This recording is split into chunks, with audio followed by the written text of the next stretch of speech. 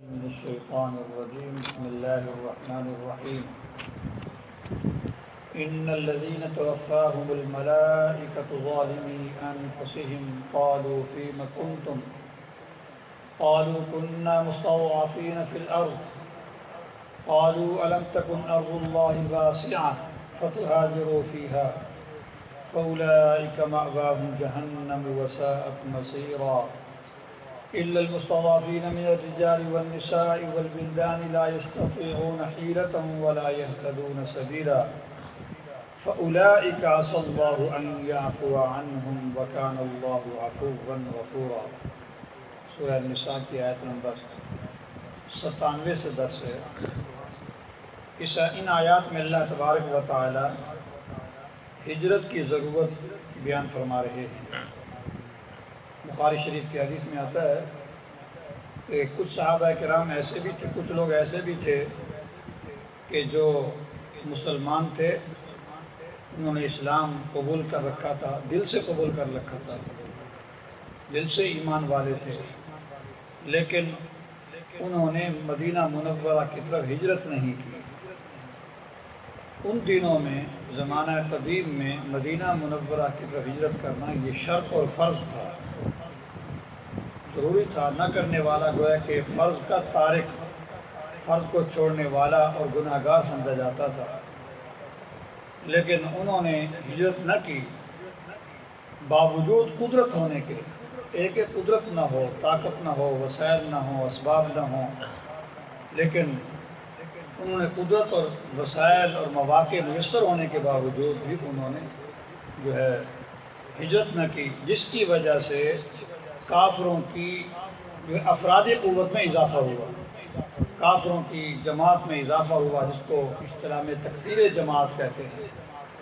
ایک آدمی کسی جماعت میں سے نہیں ہوتا، لیکن جب ان کی پاس بیٹھا ہوتا ہے تو ان کی جماعت زیادہ نظر آتی ہے، مقابلے والوں پر روب نظر آتا ہے۔ جس طرح ہمارے لوگ بعض ایسے جلوس سے نکلتے ہیں، تماشا دیکھنے نکل جاتے ہیں، وہ تو تماشا دیکھنے گئے ہیں، لیکن وہ تاثر یہ دیتے ہیں دیکھو ہمارے افراد اتنے سارے ہیں، ہماری بہت بڑی جماعت ہے۔ تو اس سے جو ہے تکثیر جماعت کا سبب بنتے تھے، اور اس طرح دشمنوں کی مدد ہوتی ہے۔ تو اللہ تبارک و تعالیٰ نے جو ہے اس پر یہ آیت نازل فرمائی کہ یہ لوگ اپنے آپ پر ظلم کرنے والے ہیں۔ اور اسی طرح کچھ لوگ ایسے بھی تھے کہ جو قدرت اور وسائل میسر ہونے کے باوجود اپنے کاروبار کے بند ہونے کے ڈر سے، رشتہ داروں کی محبت کی وجہ سے، مال اور جائیداد اور زمینوں کے چکر کی وجہ سے انہوں نے ہجرت کی کہ یہاں ہمارا کاروبار ہے، یہاں ہمارا مکان ہے، یہاں ہماری کوٹھی ہے، ہمارے رشتہ دار ہیں۔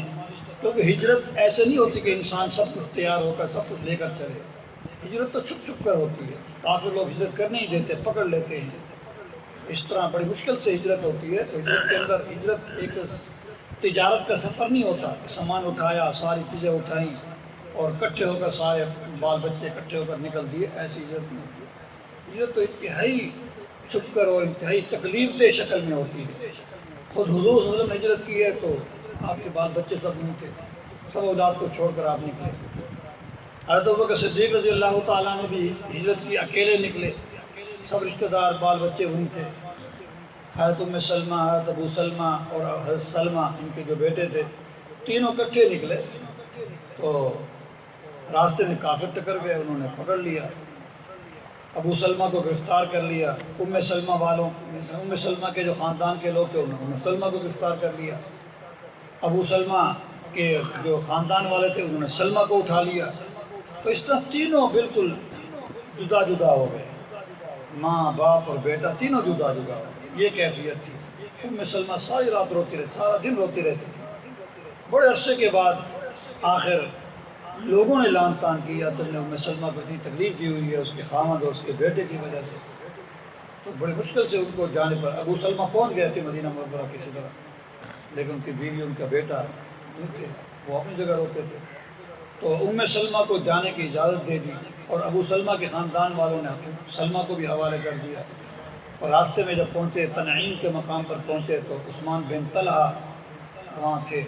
پوچھا کہاں جا رہی ہے، بتایا کہ مدینہ منورہ جانے کا ارادہ ہے، ہجرت کر رہی ہے۔ انہوں نے پھر اپنی اونٹنی دے دی، اس طرح وہ پہنچے۔ حضرت زینب رضی اللہ تعالیٰ عنہ جو آپ کی دختر ہیں رضی اللہ تعالیٰ، وہ مکہ میں رہ گئیں، وسلم ادھر چلے گئے مدینہ منورہ اپنے شوہر کی وجہ سے۔ پھر بعد میں جب یہ جانے لگی تو کافر سامنے آ گئے، کسی نے ایک لات ماری تو آپ کا حمل بھی ساقط ہو گیا۔ ان کیفیت کے ساتھ حضرت صہیب رومی کا واقعہ بھی فضائل اعمال میں پڑھتے رہتے ہیں، اس حالت میں ہجرت کی کہ ان پر سب کچھ کافروں کے حوالے کر دیا، جتنی بھی جائیداد تھی تم وہ لے لو، مجھے چھوڑ دو۔ اللہ پاک نے آیت نازل کی وَمِنَ النَّاسِ مَن يَشْتَرِي نَفْسَهُ ابْتِغَاءَ مَرْضَاتِ اللَّهِ، خوشخبری سنائی، اللہ کی رضا کے لیے اپنے آپ کو خرید کر لا رہا ہے سب کچھ دے کر۔ وسلم نے خوشخبری سنائی اگلے دن صبح کی نماز میں مدینہ منورہ کی مسجد نبوی میں۔ تو یہ اس طرح یہ ہجرت ہوتی ہے، کوئی یہ سامان تجارت لے کر نکل جانا پھر واپس آ جائیں گے 2 مہینے بعد، یہ نہیں ہوتا، بڑے مشکل اور کٹھن حالات ہوتے ہیں۔ تو یہاں پر بھی یہ لوگ اپنے سامان تجارت کی وجہ سے، کاروبار کی وجہ سے، کوئی رشتہ داروں کی محبت میں، کوئی جائیداد کی محبت میں انہوں نے ہجرت نہیں کی۔ اور جو بھی اللہ پاک نے یہ آیت نازل کی جس میں اللہ پاک نے ہجرت نہ کرنے والوں کو تنبیہ کی ہے، فرمایا بے شک ان الذین توفاہم الملائکہ، بے شک جن لوگوں کی روحوں کو فرشتوں نے قبض کیا اس حال میں کہ وہ اپنے آپ پر ظلم کرنے والے ہیں، ظلم کرنے والے ہیں، یعنی ہجرت نہیں کی، انہوں نے باوجود مواقع میسر ہونے کے انہوں نے ہجرت نہیں کی، اور اپنے دین اور ایمان اور اعمال اسلام کی فکر نہیں کی، اور کافروں میں گھسے رہے، اور کافروں میں گھس ہوئی رہنے پر ایک تو فرض کے تارک ہوئے، اور دوسرے اس طرح انہوں نے تکثیر جماعت کر کے کافروں کی اور دشمنوں کی مدد بھی کی۔ اللہ فرما رہے اپنے آپ پر ظلم کرنے والے ہیں، جب ان کی اور بہت سے ضروریات دین ان سے چھوٹے ہوئے، فرائض ان سے چھوٹے ہوئے، فرائض پر عمل نہیں کر سکتا انسان جب ایسے موقع ایسی جگہ پر ہو جہاں کافروں کا غلبہ ہو، تو وہاں اس صورت میں وہاں سے ہجرت کرنا فرض ہوتا ہے۔ فرمایا فرشتے کہیں گے جب روح قبض کریں گے فیما کنتم، تمہارا کیا حال تھا، تم کس حال میں تھے، ہجرت کیوں نہیں کی، اور تم نے اتنے فرائض چھوڑ دیے، یہ چھوڑ دیا وہ چھوڑ دیا۔ وہ عذر بیان کریں گے قالوا كنا مستضعفين في الارض، ہم مغلوب تھے زمین میں، ہم ایسی جگہ رہتے تھے جہاں کافروں کا غلبہ تھا، ہم مغلوب تھے، کمزور تھے، ہم بہت سے فرائض پر عمل نہیں کر سکتے تھے۔ وہ جواب میں کہیں گے فرشتے الم تکن ارض اللہ واسعہ، کیا اللہ کی زمین وسیع نہیں تھی کہ وہاں سے چلے جاتے۔ یہاں میں نے مسئلہ تو بیان کیا ہجرت مکہ کا، مدینہ منورہ کا، وہ فتح مکہ سے پہلے فرض تھی، اب وہ ہجرت تو ختم ہو گئی، لا ہجرت بعد الفتح، فتح مکہ کے بعد اب وہ ہجرت باقی نہیں رہی، بلکہ جہاد و نیہ حضور فرماتے ہیں۔ لیکن اب بھی یعنی کسی اور علاقے میں ہجرت کر جانا اب بھی یہ فرض ہوتا ہے جب فرائض پر عمل کرنا ممکن نہ ہو۔ اگر فرائض پر عمل کرنا ممکن نہیں، انسان ایسے علاقے میں رہتا ہے وہاں فرائض پر عمل نہیں کر سکتا، وہاں سے ہجرت کرنا فرض ہوتا ہے۔ اگر نہیں ہجرت نہیں کرے گا تو فرض کا بھی تارک ہوگا، اور جن فرائض پر عمل نہیں کر رہا ان کے نہ کرنے کا بھی تارک ہوگا اور گناہ گار ہوگا۔ فرمایا کہ ہم کمزور تھے، فرشتے جواب میں کہیں گے الم تکن ارض اللہ واسعہ، کہ اللہ کی زمین وسیع نہیں تھی، فتہاجروا فیہا، تم ترک وطن کر کے ہجرت کر کے اس علاقے میں چلے جاتے۔ تو ان دونوں کو بعض لوگ تو منافق ہوتے ہیں ہجرت نہیں کرتے، اور بعض لوگ دل سے مسلمان ہوتے ہیں لیکن اپنے کاروبار کی وجہ سے یا کسی وجہ سے باوجود قدرت کی ہجرت نہیں کرتے، دونوں گناہ گار ہیں۔ وہ تو اپنے نفاق کی وجہ سے عذاب بھگتیں گے، اور یہ جو ترک کے فرض کی وجہ سے اور دشمن کی مدد کرنے کی شکل بن گئی، دشمن کی مدد کرنے کی وجہ سے بھی عذاب بھگتیں گے۔ فرمایا مأواہم جہنم، ان کا ٹھکانہ جہنم ہوگا، وساءت مصیرا، اور وہ بری جگہ ہے۔ تو اس آیت کے اندر آپ نے دیکھ لیا کہ اللہ تبارک و تعالیٰ یہ ارشاد فرما رہے ہیں کہ آپ جس علاقے میں رہتے ہیں اس علاقے میں اگر اعمال اسلام پر عمل کرنا مشکل اور متعذر اور ممکن نہیں ہے تو پھر تم اس علاقے سے ہجرت کر دو، ہجرت کرنا فرض ہے۔ ہمارا حال یہ ہے ہم اپنے علاقے سے ایسے علاقے کی طرف جاتے ہیں جہاں عمل کرنا ممکن نہیں۔ اب لوگوں کی ہجرت ہو رہی ہے یورپ کی طرف، امریکہ کی طرف، کوئی کدھر جا رہا ہے کوئی کدھر جا رہا ہے۔ حقیقت حال یہ ہے کہ وہاں پر صحیح طریقے سے عمل کرنا، وہاں خوراک صحیح نہیں ملتی۔ مجھے ڈاکٹر صاحب بتا رہے تھے کہ میں نے وہاں 1 مہینہ لگایا، میں تو واپس بھاگ کے آیا۔ وہاں تو زندگی گزارنا شریعت کے مطابق بہت مشکل ہے۔ اعلیٰ تعلیم کے لیے ادھر گئے تھے تعلیم حاصل کرنے کے لیے، میں تو 1 مہینے بعد واپس ہی آ گیا۔ میں نے کہا کیوں واپس آ گئے، تعلیم مکمل کرتے، فرمایا نہیں وہاں تو زندگی گزارنا مشکل تھا۔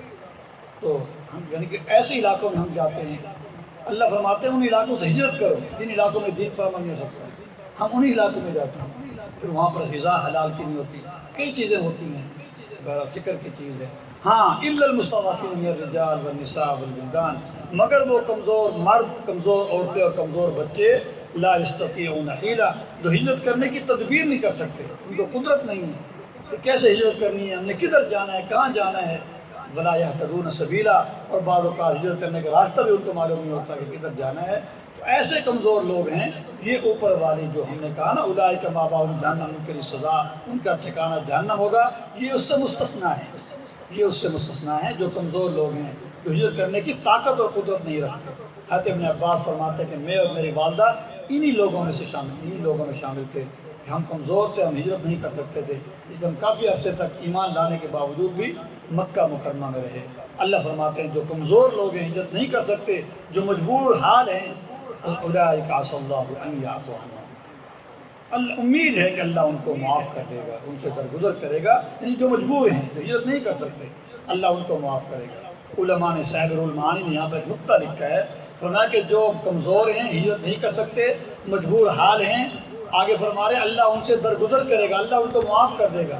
اس سے یہ معلوم ہوا کہ ان کا ہجرت نہ کرنا بھی ایک درجے میں گناہ ہے، ان کا ہجرت نہ کرنا بھی گناہ ہے جو مجبور حال ہے، کیونکہ معافی جو ہوتی ہے وہ گناہ کے بعد ہوتی ہے، معافی ہمیشہ گناہ کے بعد ہوتی ہے.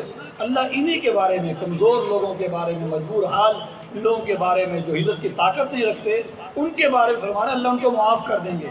یعنی اگر یہ مجبور حال ہیں، معذور ہیں، ان کو ہجرت نہ کرنے کی اجازت ہے، لیکن اس کے باوجود پھر بھی انہوں نے ہجرت نہیں کی، تو یہ بھی ایک درجے کا گناہ ہوگا.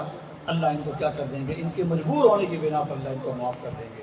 وکان اللہ عفوا غفورا، اللہ خوب درگزر کرنے والے، معاف کرنے والے اور بخشنے والے ہیں.